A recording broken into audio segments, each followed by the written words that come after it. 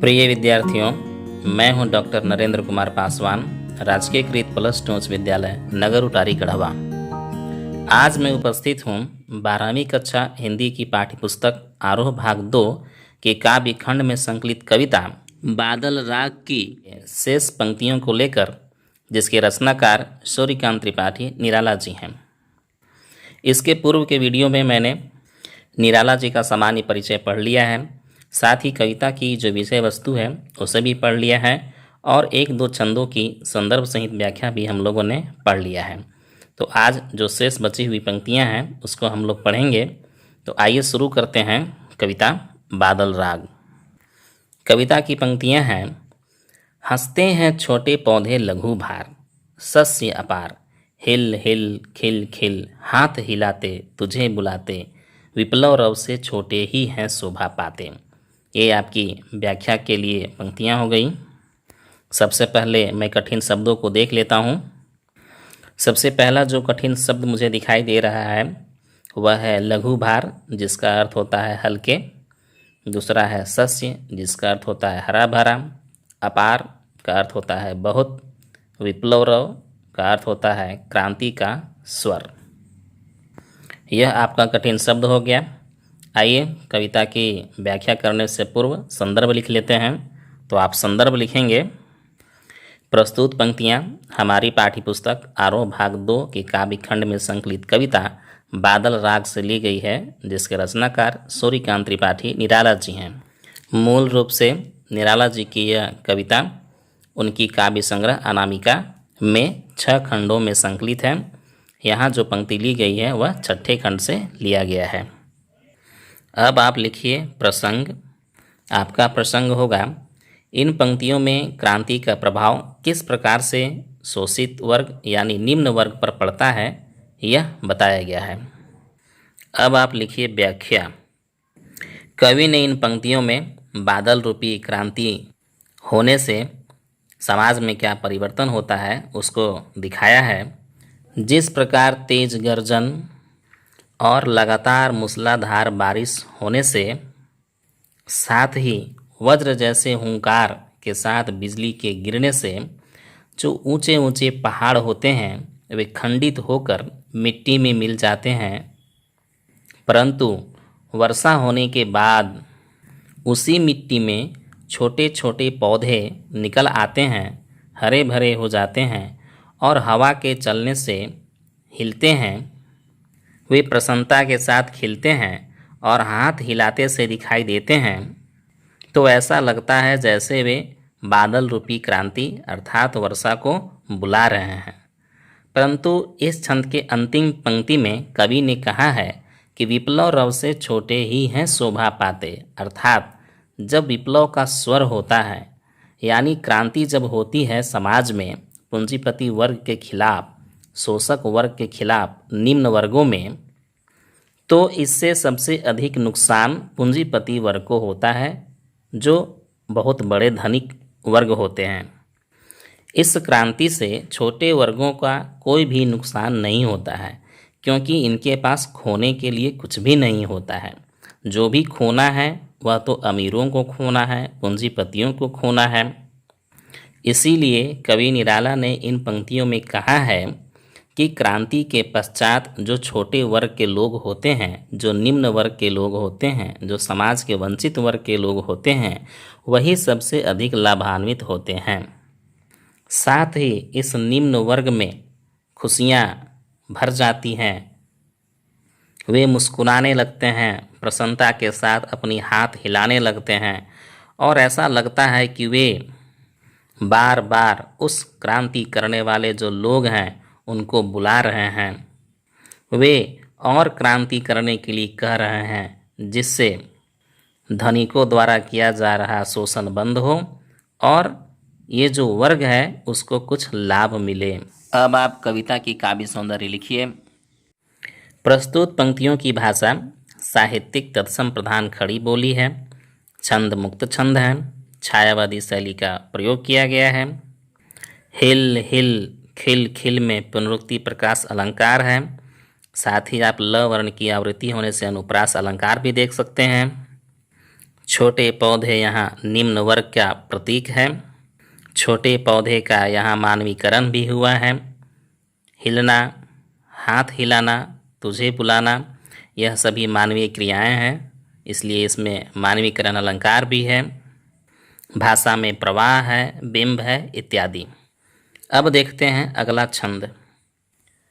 अट्टालिका नहीं है रे आतंक भवन, सदा पंख पर ही होता जल विप्लव पलावन।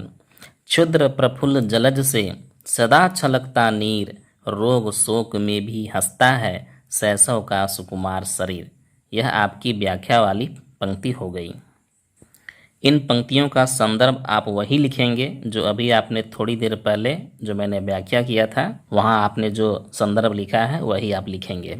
इसका प्रसंग आप लिखिए कि सामाजिक विषमता पर कुठाराघात करते हुए इन पंक्तियों में क्रांति का प्रभाव पूंजीपति और वंचित वर्ग पर किस प्रकार पड़ता है उसका सजीव चित्रण किया गया है। व्याख्या करने से पहले आप कठिन शब्दों को देख लीजिए। अट्टालिका है जिसका अर्थ होता है महल, ऊंचे भवन। आतंक भवन है जिसका अर्थ होता है भय का निवास स्थान। पंख है जिसका अर्थ होता है कीचड़। क्षुद्र का अर्थ होता है तुच्छ या छोटा। प्रफुल्ल का अर्थ होता है खिला हुआ या खिलना, प्रसन्न होना। जलज का अर्थ होता है जल से उत्पन्न होने वाला, अर्थात कमल या जल में जो पौधा उत्पन्न होते हैं।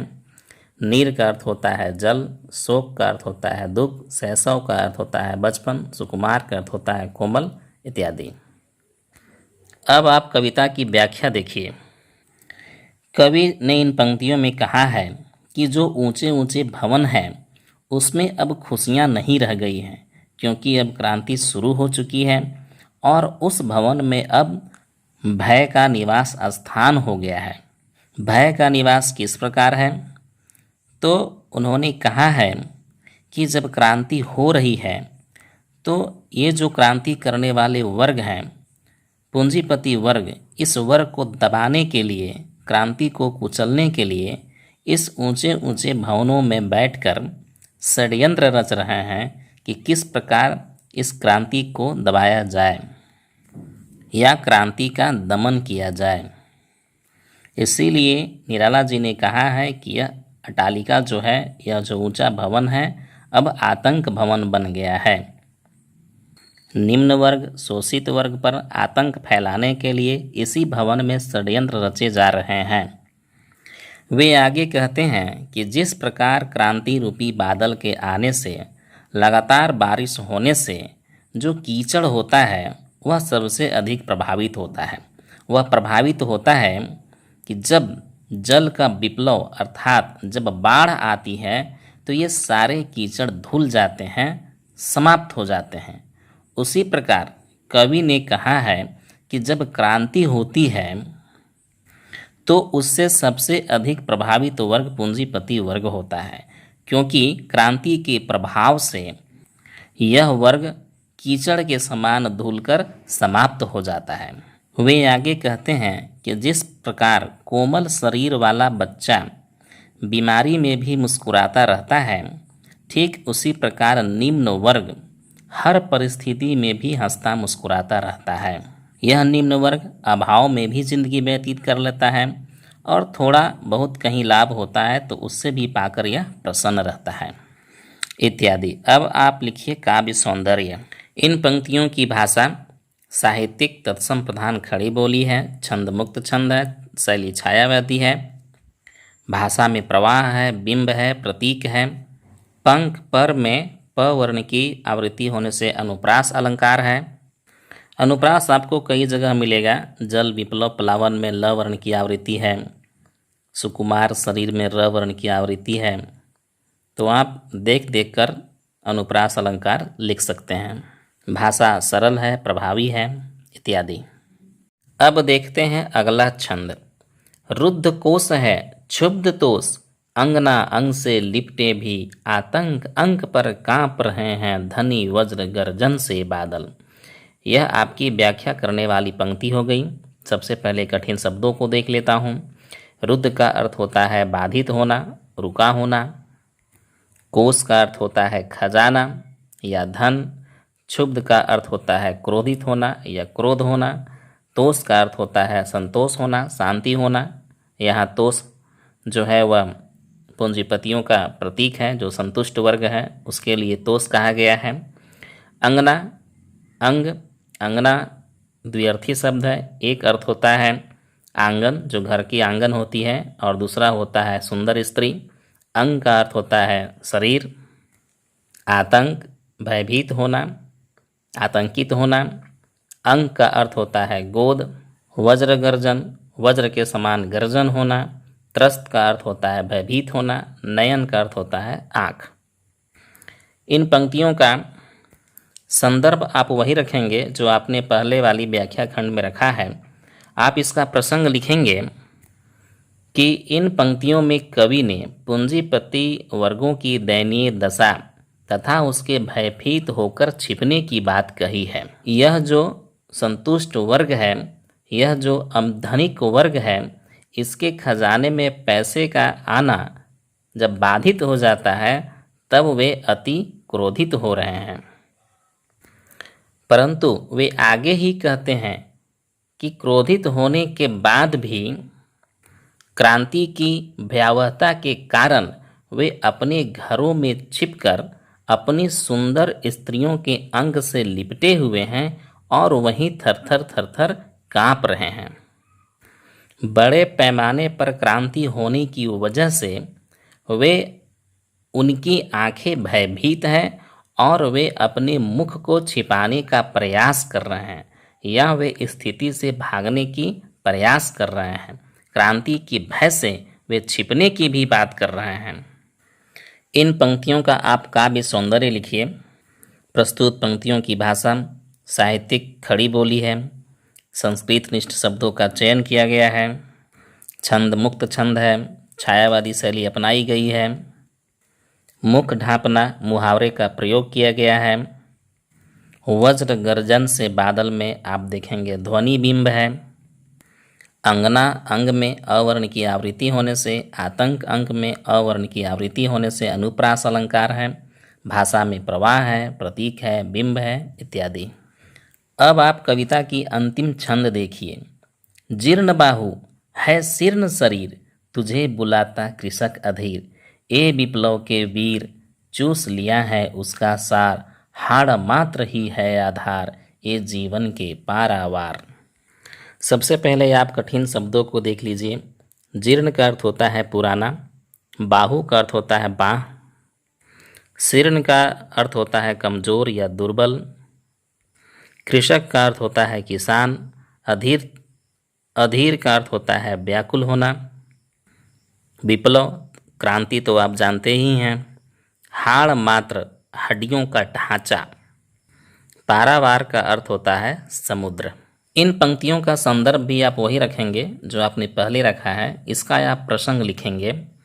इन पंक्तियों में कवि ने पूंजीपतियों की शोषण की वजह से किसानों की दयनीय दशा एवं उनके पीड़ा का सजीव चित्रण किया है। अब आप व्याख्या लिखिए। इन पंक्तियों में कवि ने कहा है कि जो शोषित वर्ग है, जो किसान वर्ग है, वह शोषण सहते सहते उसकी बाहें बहुत ही कमज़ोर हो गई हैं। उसका शरीर अब दुबला पतला हो गया है। उसके शरीर में अब बल नहीं रह गया है।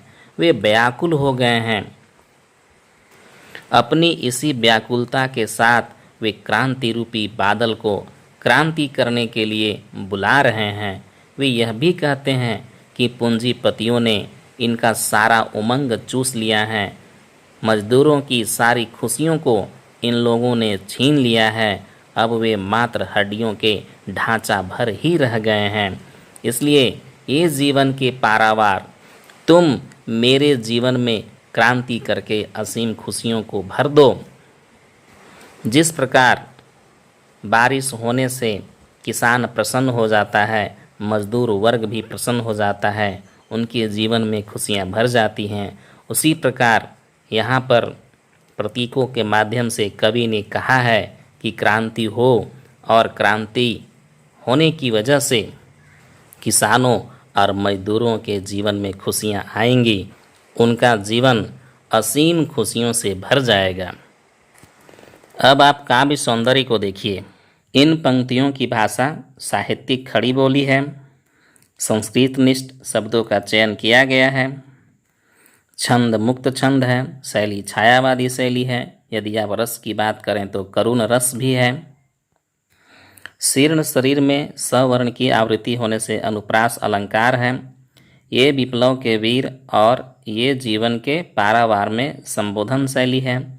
साथ ही इन दोनों पंक्तियों में रूपक अलंकार है। भाषा में प्रवाह है, लय है। पूरी कविता में आप देखेंगे कि बिंबों और प्रतीकों का प्रयोग किया गया है। भाषा सरल है और प्रभावी है। बादल राग कविता आपकी यहाँ पर समाप्त हो रही है। कविता यदि आपको अच्छी लगी तो आप चैनल को सब्सक्राइब कर दें, लाइक करें, शेयर करें। मैं बहुत जल्द अगली वीडियो बनाकर अपलोड करूँगा। तब तक के लिए बहुत बहुत धन्यवाद।